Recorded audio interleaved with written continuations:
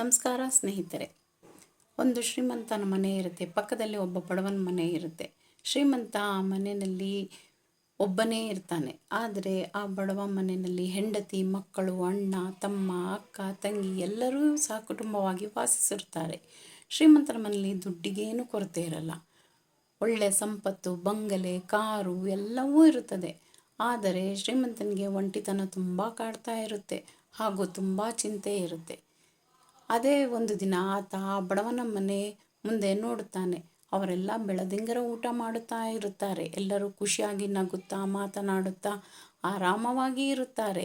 ಇತ್ತ ಶ್ರೀಮಂತ ಅದನ್ನು ನೋಡಿ ಎಷ್ಟು ಖುಷಿಯಾಗಿ ಬಾಳಿ ಬದುಕ್ತಾ ಇದ್ದಾರೆ ಇವರು, ಒಂದೇ ಒಂದು ಹೊತ್ತು ಅನ್ನ ತಿಂದು ಇಷ್ಟೊಂದು ಖುಷಿಯಾಗಿ ಇದ್ದಾರೆ. ಆದರೆ ನನ್ನ ಹತ್ರ ಸಂಪತ್ತು ಇದೆ, ಎಲ್ಲ ಇದೆ, ಆದರೂ ನಾನು ಒಬ್ಬಂಟಿಗನಾಗಿದ್ದೇನೆ. ಅಷ್ಟು ಖುಷಿಯಾಗಿ ಇರಲು ನನಗೆ ಆಗುತ್ತಿಲ್ಲ.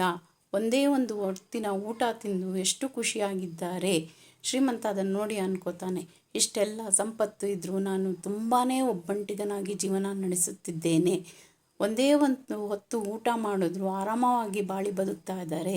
ಕೆಲವೊಮ್ಮೆ ಎಲ್ಲವೂ ದುಡ್ಡಿನಿಂದ, ಸಂಪತ್ತಿನಿಂದ ನಮ್ಮ ಖುಷಿಯನ್ನು ನೋಡೋದು ತಪ್ಪು. ಬದುಕಿನ ಆ ಕ್ಷಣಗಳಲ್ಲಿ ಎಲ್ಲವೂ ಮುಖ್ಯ.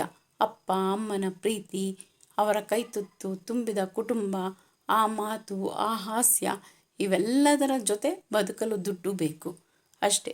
ಹಾಗಾಗಿ ದಯವಿಟ್ಟು ದುಡ್ಡಿಗೆ ಪ್ರಾಮುಖ್ಯತೆ ಕೊಡಬೇಡಿ. ದಯವಿಟ್ಟು ನನ್ನ ಚಾನಲ್ನ ಸಬ್ಸ್ಕ್ರೈಬ್ ಮಾಡಿಕೊಳ್ಳಿ, ಶೇರ್ ಮಾಡಿ, ಲೈಕ್ ಮಾಡಿ. ಧನ್ಯವಾದಗಳು.